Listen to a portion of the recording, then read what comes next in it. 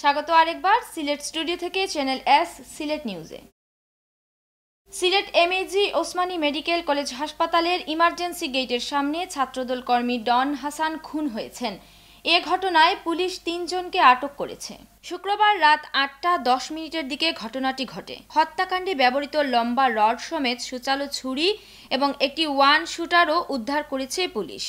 Sylhet metropolitan পুলিশের অতিরিক্ত উপকমিশনার media Zedan আল মুসা বিষয়টি নিশ্চিত করে বলেন, কী কারণে এই খুনের ঘটনা ঘটেছে তারা তা খতিয়ে দেখছেন। তিনি জানান, পুলিশ এ ঘটনার ভিডিও ফুটেজ উদ্ধার করতে সক্ষম হয়েছে। এ ঘটনায় রাব্বি নামের এক যুবক সহ ৩ জনকে আটক করা হয়েছে। তিনি জানান, নিহত হাসান একটি হত্যা মামলার আসামি। তার বাসা নগরীর কাজলশাহ এলাকায়। সরকারি কোষাগার থেকে বেতন ও পেনশন সহ সকল সুবিধা প্রদানের দাবিতে মানববন্ধন করেছেন সুনামগঞ্জ জেলার 4টি পৌরসভার কর্মকর্তা ও কর্মচারীরা। পৌর শহরের জেলা প্রশাসকের কার্যালয় প্রাঙ্গণে এই মানববন্ধন করেন তারা। এতে সুনামগঞ্জ, ছাতক, জগন্নাথপুর ও দিরাই পৌরসভার কর্মকর্তা ও কর্মচারীরা অংশ নেন। মানববন্ধন চলাকালে বক্তব্য দেন বাংলাদেশ পৌর কর্মকর্তা কর্মচারী অ্যাসোসিয়েশনের সিলেট বিভাগীয় কমিটির সাধারণ সম্পাদক কালীকৃষ্ণ পাল, সুনামগঞ্জ পৌরসভার প্রধান প্রকৌশলী সভাপতি মীর মোশাররফ হোসেন, জগন্নাথপুর পৌরসভা সহকারী প্রকৌশলী সতীশ গোস্বামী, সংগঠনের জেলা শাখা সাধারণ সম্পাদক আলী হোসেন, সদস্য মাহতাবউদ্দিন চৌধুরী, জ্যোতিলাল সরকার, নুরুজ্জামান সুজন, ফরিদ আলী, সাজুমিয়া। পরে একই দাবিতে জেলা প্রশাসকের মাধ্যমে প্রধানমন্ত্রীর কাছে একটি স্মারকলিপি দেন তারা। ইয়েমেনের সাথে চলে আসা যুদ্ধ আর তেলের মূল্য কমে যাওয়ার কারণে সৌদি আরবের অর্থনীতিতে মারাত্মক ধস নেমে এসেছে। এখানকার সরকারি কর্মচারীদের বেতন অর্ধেকে নেমে আসা সহ নানা কারণে অনেকটা বিপর্যস্ত সৌদি নাগরিকরা। অর্থনৈতিক মন্দার কারণে ব্যবসা প্রতিষ্ঠানগুলোতে দেখা দিয়েছে ক্রেতা সংকট। প্রবাসী বাংলাদেশি শ্রমিকরাও কাজের অভাবে দিনের পর দিন বেকার অবস্থায় দিন কাটাচ্ছেন। সৌদি আরব থেকে বিস্তারিত জানাচ্ছেন এম হাসানুল হক উজ্জ্বল। দীর্ঘদিন থেকে সৌদি সীমান্ত এলাকায় ইয়েমেনের সাথে চলে আসা যুদ্ধ আর সৌদি আরবের অর্থনীতিতে সিংহভাগ যোগান দেয়া প্রাকৃতিক তেলের দাম কমে যাওয়ায় এখানকার অর্থনীতিতে দেখা দিয়েছে মারাত্মক ধস। ফলে ব্যবসা বাণিজ্য সহ সর্বক্ষেত্রে দেখা দিয়েছে স্থবিরতা। বড় বড় শপিং মলগুলোতে ক্রেতা সংকটের কারণে লোকসান গুনতে হচ্ছে ব্যবসায়ীদের। দেশি বিদেশি অনেক ব্যবসায়ী ধার দেনার বয়ে ইতিমধ্যে ব্যবসা পরিবর্তন করেছেন, অনেকে বিকল্প চিন্তাও করছেন।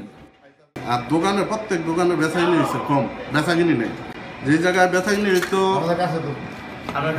20,000, সেই জায়গায় বেচাকিনি হয় 2,000। আমাকে বেচাকিনি হইতো 4-5 লাখ, সেই জায়গায় হয় 40,000, 50,000। কারণ আমাদের বেচাকিনা দোকানে অর্ধেক কমে গেছে। আমার কারণ হলো এরা এই অর্থনৈতিক দুর্বল। তো মনে করেন সৌদি আরব একদম লোক নাই, একদম বাকিটা তো লোকই নেই। সৌদি আরবের অবস্থা খুব খারাপ, এখন ব্যবসা বাণিজ্য নাই বললেই চলে। এরকম বাংলাদেশের সবচেয়ে বড় শ্রমবাজার সৌদি আরব। এখানে 13 লাখের অধিক বাংলাদেশি বসবাস করেন। তাদের প্রেরিত রেমিটেন্স দেশের অর্থনীতিতে রাখছে বিরাট ভূমিকা। সৌদি অর্থনীতিতে ধস নেমে আসায় এসব শ্রমিকদের বেশিরভাগই বেকার হয়ে পড়েছেন। কাজ না থাকায় তারা মানবেতর জীবনযাপন করছেন। हम इधर सऊदीया में इधर काम करता है। हम इधर सऊदी के इधर हालात बहुत ज़्यादा ख़राब था। इधर मजदूरी नहीं मिलता है। ये आजकल इधर रिज़्क़ का मसला या रिज़्क़ नहीं मिलता है। काम ढूंढेगा ये चक्कर लगाएगा, चक्कर कोई काम नहीं मिलेगा। সৌদি আরবের যে বর্তমান যে অবস্থা, আজ তো 2 বছর আগে কীরকম আছিল আর এখন এবলা তো এটা হইয়া বাসা দিয়ে বোঝানোর কোনো উপায় নাই। মানুষে খানি বনি নাই, দোকান দোকানও রেন্ট দিতে পারেন না, গড় ভাড়া দিতে পারেন না। তাছাড়া সৌদি সরকারে আর নয়া বিষয় ওদের এটা মানুষ আইয়া এখন কিতা কর্তা। সৌদি আরবের অর্থনৈতিক মন্দার কারণে বাংলাদেশে প্রেরিত রেমিটেন্স অনেকটা কমে গেছে। এ নিয়ে হতাশা প্রকাশ করেছেন প্রবাসীরা। তারা বলছেন, এই অবস্থা চলতে থাকলে তাদেরকে ভিন্ন চিন্তা করতে হবে। সৌদি সরকার তাদের অর্থনীতিকে চাঙ্গা করতে মহাপরিকল্পনা গ্রহণ করেছে। ভিশন 2030 ঘোষণার মাধ্যমে তারা এ পরিকল্পনার দিকে এগিয়ে যাচ্ছে। বিশ্লেষকরা বলছেন, এ পরিকল্পনা সফল হলে তারা অল্প দিনের মধ্যেই ঘুরে দাঁড়াতে পারবে। সৌদি আরবের জেদ্দা থেকে এম হাসানুল হক উজ্জ্বল, চ্যানেল এস নিউজ। কবি ও কবিতার আসরের বর্ষপূর্তি উপলক্ষে সংবর্ধনা অনুষ্ঠান ও সাহিত্য আসর অনুষ্ঠান সম্পন্ন হয়েছে। শুক্রবার বিকেলে ক্যামুসাস সাহিত্য আসর কক্ষে এ অনুষ্ঠানের আয়োজন করা হয়। আসরের উপদেষ্টা অধ্যক্ষ কবি মাজেদ আহমদ চঞ্চলের সভাপতিত্বে অনুষ্ঠানে প্রধান অতিথি ছিলেন জেলা পরিষদের চেয়ারম্যান অ্যাডভোকেট লুৎফুর রহমান।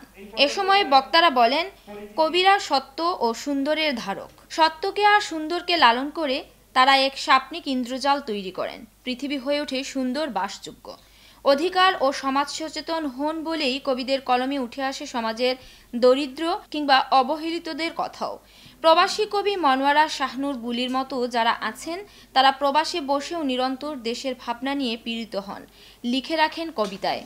কবি ও কবিতার আসরের কবি হাসান স্বজন ও কবি কানিজ আমিনার যৌথ সঞ্চালনায় অনুষ্ঠানে প্রধান আলোচক ছিলেন অধ্যক্ষ কবি কালাম আজাদ।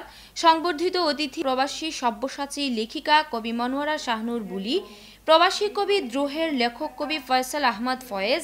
বিশেষ অতিথি ছিলেন MSB ফাউন্ডেশনের চেয়ারম্যান আলহাজ শাহনুর চৌধুরী, কবি লেফটেন্যান্ট কর্নেল অবসরপ্রাপ্ত সৈয়দ আলী আহমদ, বিশিষ্ট ব্যবসায়ী আশরাফুর রহমান চৌধুরী, ব্যাংকার গজনফর আলী, কবি আব্দুল বাসিত মোহাম্মদ, কবি আব্দুল মুকিত ওপি, কবি মামুন সুলতান, কবি দেলোয়ার হোসেন দিলু, কবি পলককান্তি ধর, কবি অসীম দেব, বীর মুক্তিযোদ্ধা MA বাসিত, শিক্ষিকা সেলিনা ইসলাম, কবি শফিকুর রহমান চৌধুরী, সবুজ বাংলা সমাজ কল্যাণ সংঘের সাধারণ সম্পাদক ফখরুল ইসলাম শান্ত, গাজী সিরাজুল ইসলাম ছুরিকি, মির্জা নুরুল ইসলাম।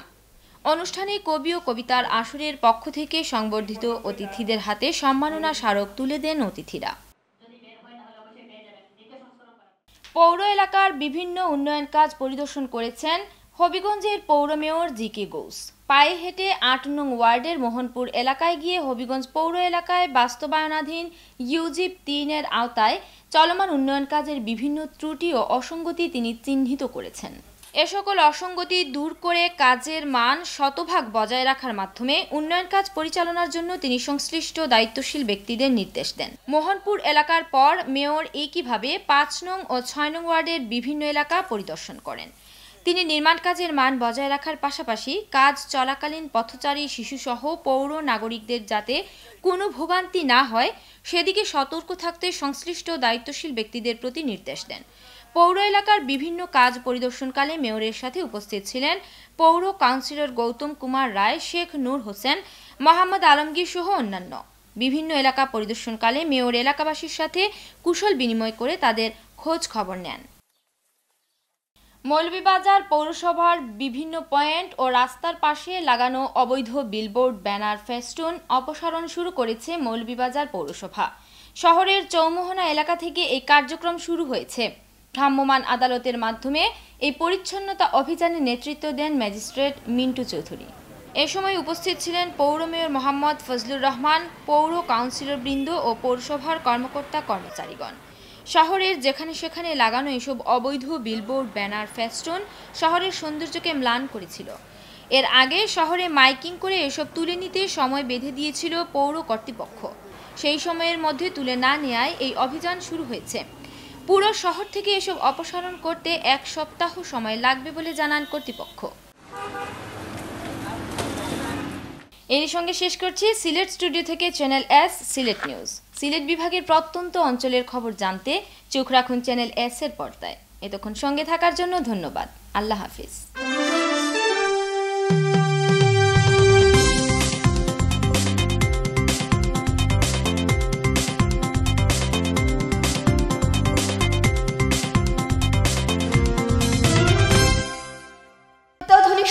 সুবিধা নিয়ে আপনার আতিথেয়তায় প্রস্তুত আমানুল্লাহ কনভেনশন সেন্টার। এখানে সেমিনার, বিয়ে, জন্মদিন সহ সব ধরনের পার্টির আয়োজন করুন নিশ্চিন্তে। 65,000 স্কয়ার ফিটের সেন্টারের সুপরিসর হলরুমে 800 অতিথিকে আতিথেয়তা করা সম্ভব। রয়েছে আরো 500 অতিথি স্থান সংকুলানের ব্যবস্থা। 120টি গাড়ি পার্কিং, সেন্ট্রাল AC, সার্বক্ষণিক জেনারেটর, ওয়াইফাই এবং সেন্টার জুড়ে আছে CC ক্যামেরা। ইভেন্ট ম্যানেজমেন্টের জন্য আমরা রয়েছি আপনার পাশে।